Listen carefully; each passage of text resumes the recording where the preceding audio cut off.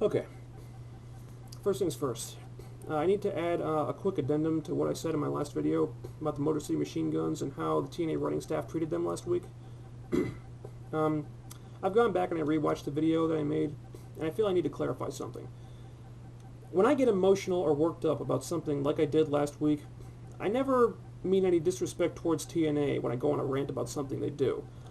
Because one of the main reasons that I started making these videos in the first place is because I am so thankful for TNA and I want them to succeed, which is why it frustrates me so much when I see them doing stuff that is so obviously counterproductive. Case in point, Motor City machine guns.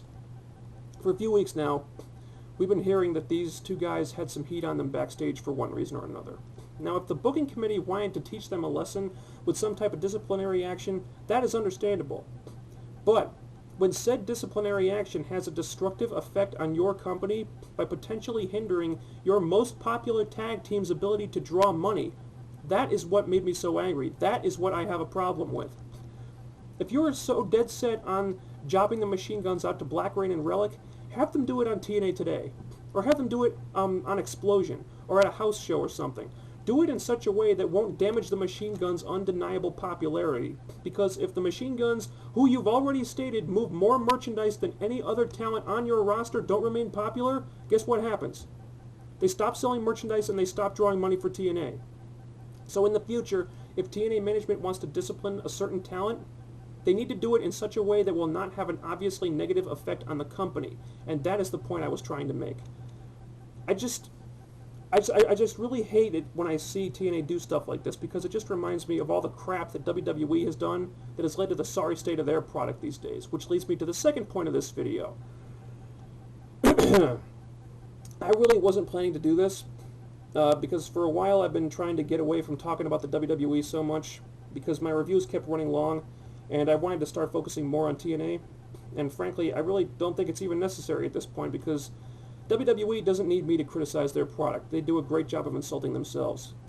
But one of my subscribers, Atas, I'm sorry if I'm pronouncing that wrong, requested that I give my thoughts on some of the things that transpired on Raw this past week. And I had some free time, so I figured, what the hell, I might as well oblige.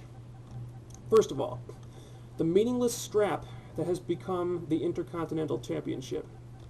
After Jeff Hardy won that belt and proceeded to hold it for I don't know how long, only defending it once in a blue moon. After Randy Orton decided that he would rather take a cheap shot at Jeff than take an opportunity to become only the third man in history to hold the WWE and IC titles at the same time. After Y2J won the belt from Jeff, becoming the first 8-time IC champ in history, he just goes and gets completely manhandled by Big Show, to the point where he has to get himself intentionally disqualified and then gets laid out for his troubles anyway. So you know what?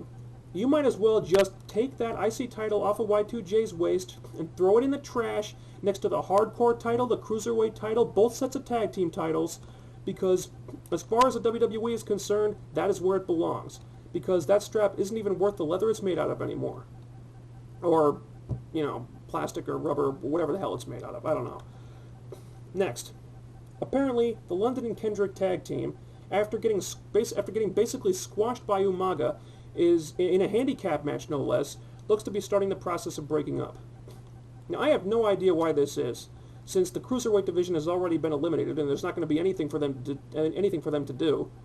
But while disappointing, this is hardly surprising. Frankly, the writing was on the wall for these two guys when they were moved to the Raw roster and immediately saw their push vanish into the wind. Plus, they're both cruiserweights, and we all know what Vince McMahon thinks cruiserweights are worth. I mean, I expect they'll both now be shipped off to Sunday Night Heat for the remainder of their WWE careers and only be seen on Raw if Umaga or Big Show or somebody else needs some job fodder to make them look impressive. I mean, what a waste. What a waste of talent. I mean, especially when you consider that this is only going to serve to further dilute the already pathetic state of the tag team scene in the WWE. Because without London and Kendrick, who's left? What, Cody Rhodes and Hardcore Holly? Miz and Morrison? Yang and Moore? Kate and Murdoch, Deuce and Domino? That's what you call a tag team division? Most of those guys aren't even real teams. They're just a bunch of singles wrestlers that got thrown together because the writers had nothing for them to do. And most of them aren't even packaged like tag teams either. They're just two random guys who work together for some reason. But anyway, I'm getting off topic. The third thing that my subscriber asked me to talk about was the main event. Cena and Orton versus the entire Raw roster. Now, apparently, HBK, Y2J, Ric Flair, Big Show, and Kennedy are no longer on the Raw roster because they were nowhere to be seen in this match. But whatever, that's not really important. The important thing is that while the purpose of this match may have been to put over Cena, Orton, and Triple H, the outcome of the match was something entirely different. The outcome was that the entire Raw mid-card and undercard was made to look like a bunch of complete losers. Now, granted, some of these people were already complete losers. Snitsky, Hardcore Holly, Hacksaw Jim Duggan.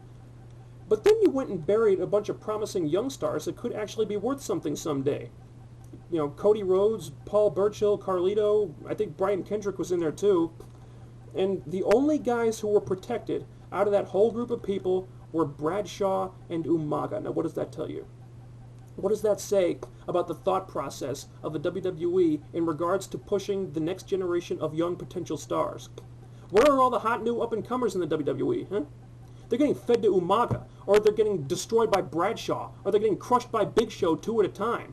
I mean, or they're being made to look like total jobbers to build up Cena and Orton, and by the time Triple H comes out, they've been completely forgotten. And sure, yeah, this makes the established guys look strong, once again, but at what cost? You just made 3 guys look strong at the expense of 17 others. So was it worth it? What do you think?